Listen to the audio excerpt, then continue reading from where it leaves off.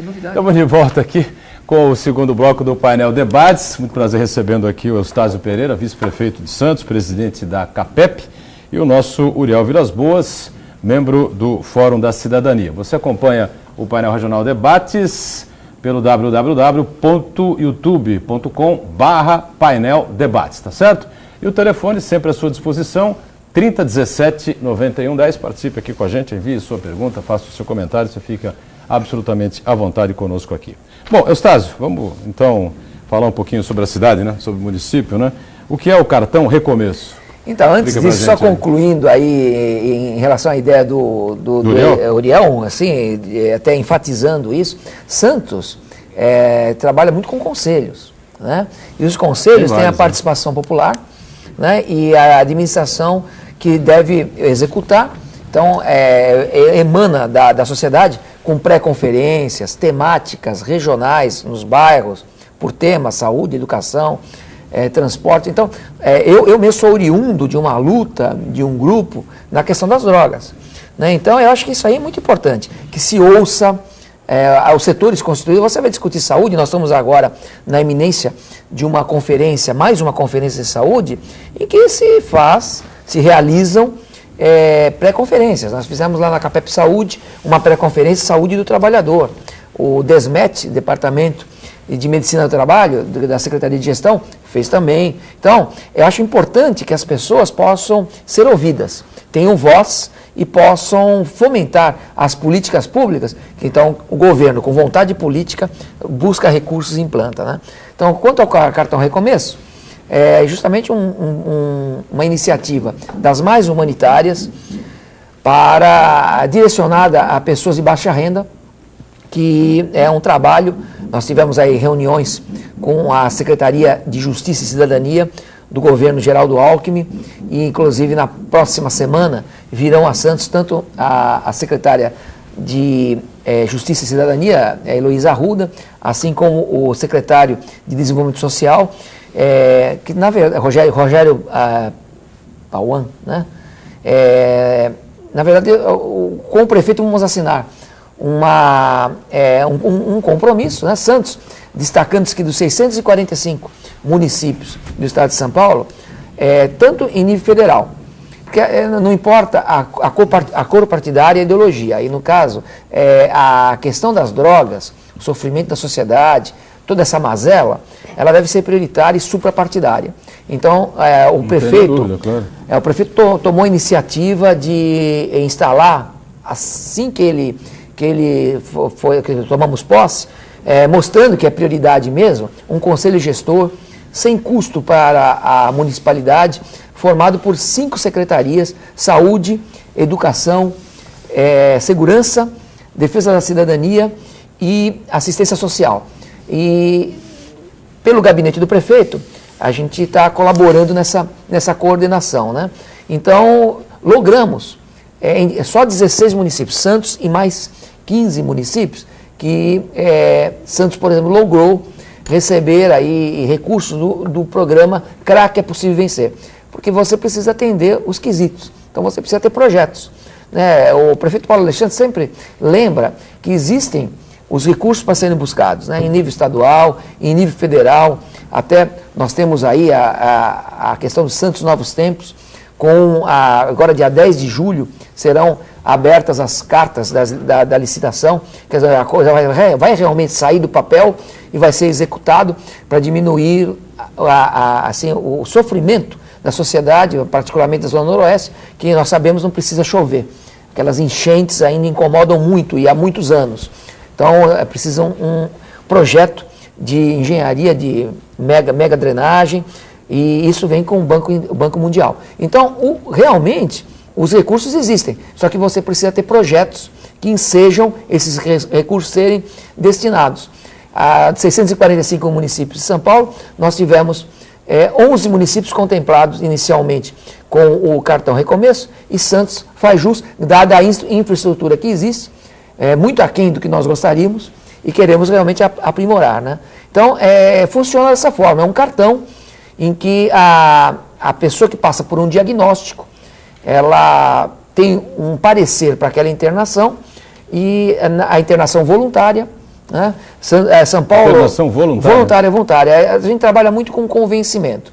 A internação involuntária, que necessariamente não precisa ser compulsória... É uma discussão grande aí com relação ao tema, né? Isso, mas não existe um tratamento ideal. Nós temos pessoas que atendem só ambulatório, tem pessoas que se recuperam com AA, NA, né? Tem pessoas... São Paulo, por exemplo, o primeiro relatório foram 187 internações. 185 foram voluntárias. Porque nós aqui temos esse drama, e a gente acompanhou pelo COMAD, Conselho sobre Drogas, muito tempo isso. Nós tínhamos, então, 30 vagas e as pessoas não eram devidamente convencidas para o tratamento, embora com laudo médico indicando tratamento, não quer, não vai. Então, você precisa... Não quer, não vai, e acontece o quê? Volta para a rua? Volta para a rua, volta para casa, ou danifica a casa, entra em surto, porque a indicação médica é da internação.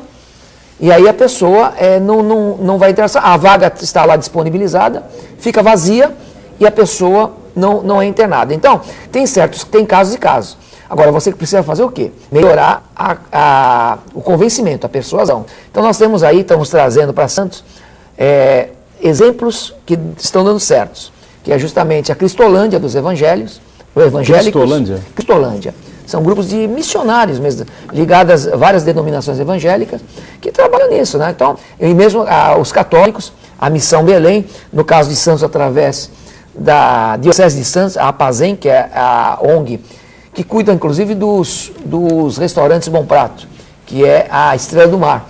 Então, nós teremos aí casas de passagem, estão sendo instalados, o prefeito deve anunciar ainda no próximo mês, e as pessoas vão ser convencidas a sair da rua.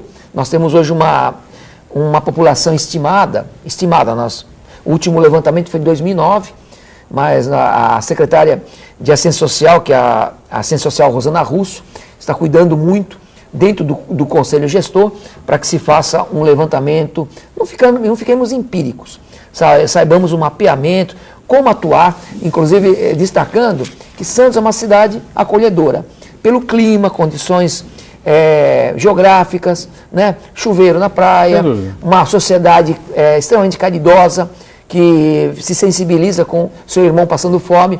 Nós temos que fazer uma campanha para que nós não tenhamos esse paternalismo, mas para isso nós temos que ter equipamentos. Você diz, olha, não dê esmola, mas encaminhe, e tem um encaminhamento eficaz. Não dê comida, mas tem a responsabilidade do Estado, você que é um experto no assunto, atua nessa área há muito tempo, milita nessa coisa do combate a drogas há muitos anos, não é? Tem vasta experiência no assunto. Quando se discute essa coisa da internação compulsória ou não, você está falando num percentual elevado, médio ou mínimo de pessoas que têm o problema? A discussão para a internação compulsória, muito mínimo. Muito mínimo. Então, mínimo. São Paulo acho que fez uma ou duas, né? São aqueles casos que é questão de vida ou morte. Supervalorizou-se essa discussão. Nós somos pela vida. Supervalorizou-se, né? Sem dúvida alguma. Inclusive fala-se de uma forma inadequada. Inclusive a mídia usa de uma forma desavisada. Porque compulsória precisa ser pelo juiz. E muitas vezes o juiz determina, principalmente para criança e adolescente. Nós ontem tivemos uma reunião das mais produtivas com o nosso magistrado aqui de Santos, doutor Evandro, quanto à justiça restaurativa, que busca todo um apelo social, um apelo de diálogo, também um trabalho extremamente humanístico, né? Agora, realmente, quando se fala em internação compulsória, na classe média, que as pessoas podem arcar com o tratamento, nós temos aí as famílias, família primordial no tratamento. E aí não precisa ser compulsório. Até pela reforma psiquiátrica, basta que seja involuntária. Se tiver um diagnóstico, né, a pessoa pode ser outro diagnóstico, um diagnóstico cardíaco, que a pessoa resista, porque está lúcido de ser internado. Só que, de repente, existe um médico, é vida ou morte. A conduta é a internação. A família garante essa internação. Então, nós temos o exemplo aí, que a gente sempre dá, temos N exemplos, mas uma coisa que tem uma notoriedade na mídia, que é do Casagrande, né? A família foi o filho, insistiu nesse trabalho, teve uma parceria com o empregador, teve uma internação. Durante os primeiros 4 meses ele não queria estar internado. A cognição e a lucidez dele voltou, porque falam o seguinte, no 5º mês, falam o seguinte, que há uma resolutividade muito pequena de internações involuntárias. Discordo. A minha estatística é completamente diferente. Quantos e quantos casos que, se não tivesse essa coragem da internação, nós, e felizmente pela graça de Deus, é como instrumento, nós conseguimos contribuir orientando essa família para justamente ter essa resolutividade positiva, de ter dignidade, de ter vida, de exercer seus potenciais. Nós trabalhamos pela vida. Nós não vamos deixar, e as famílias não querem deixar seu ente querido, é fácil falar em relação a uma pessoa que nós não temos afeto. Mas que família que vai deixar seu ente querido morrer? Ela quer ajuda, ela quer apoio.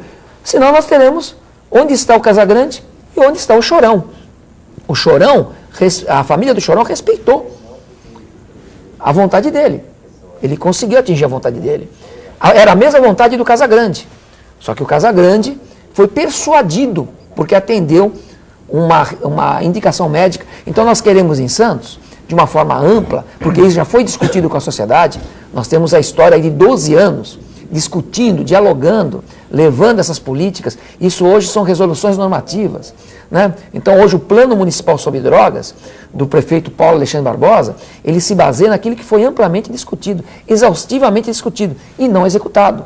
Deixa eu ver o Uriel Vilas Boas, então vou ficar perguntando para você aqui o tempo todo, Tá tem uma série de coisas para Eu queria sintetizar essa questão do consumo da droga numa questão básica e única.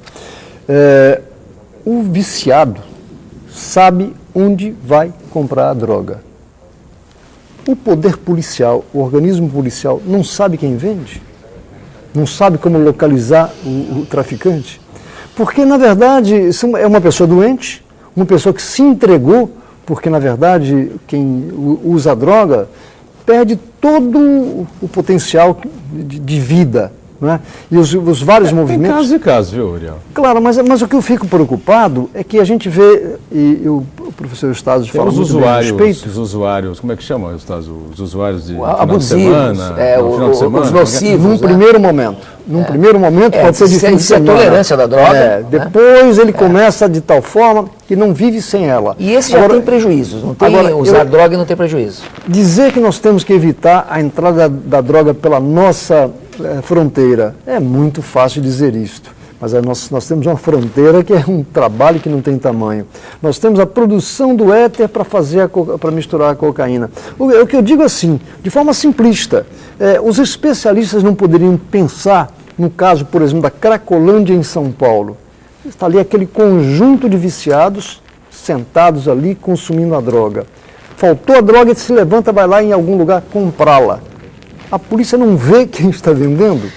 Agora, não, quem está vendendo ali tem um nome até curioso, que é o vendedor, vamos dizer assim, da quantidade pequena. Intermediário. Ora, mas ele tem um fornecedor maior dele. Então, o que a gente precisa, no caso, é um trabalho conjunto, seja na área educacional, seja na área médica, mas também seja na área policial nesse sentido, para evitar com isso, a proliferação, tentar tratar que já está doente. Mas acho que é por aí que a Secretaria de Segurança também está envolvida no projeto. Né? É muito interessante a reflexão do Uriel. São 5 políticas públicas, né?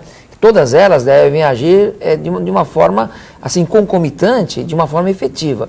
Aquela que a gente destaca muito, que nós temos a ausência de projetos nesse sentido, quem faz até a própria polícia, que é a prevenção, que é o PROERD, só que o PROERD não atinge de uma forma tão sistemática. Alguma coisa que a gente tem percebido que tem dado certo, tem trazido mais resistência, mais imunidade, mais vacina, entre aspas, como se fosse uma vacina, a nossas crianças, a nossa juventude. Mas nós precisamos de projetos preventivos. E projetos preventivos, como semente, nós vamos ver os efeitos 10, 20 anos depois. Então, nós hoje estamos a consequência da ausência de projetos preventivos que trabalhe a família, onde está a família, através da escola. Nos últimos 10, 20 anos não tivemos, e estamos hoje com as consequências disso. Então, nós acreditamos o seguinte, Pablo Escobar, na sua ironia, ele dizia que ele vendia porque tem quem compre. Claro. Sabe? Porque se eu estou vendendo e eu não... Hoje eu sou vendedor das máquinas de datilografia Remington. Hoje eu estou falido, né? Ninguém vai comprar. Então, na verdade, colecionador a gente pensa, exótico, lógico que talvez. existe a redução de oferta, e nós temos uma legislação que deve ser cumprida, deve ser observada. Agora, na verdade, nós precisamos trabalhar na prevenção, né? Defendemos a figura do professor mediador.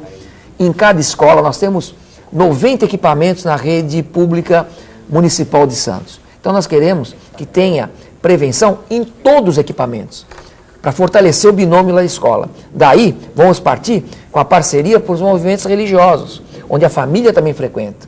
Nós temos a parceria aí, tanto da Igreja Católica como de outras denominações, que a família frequenta, né? Daí passar para a comunidade. Pois é, a mídia, nós temos uma preocupação muito grande, né?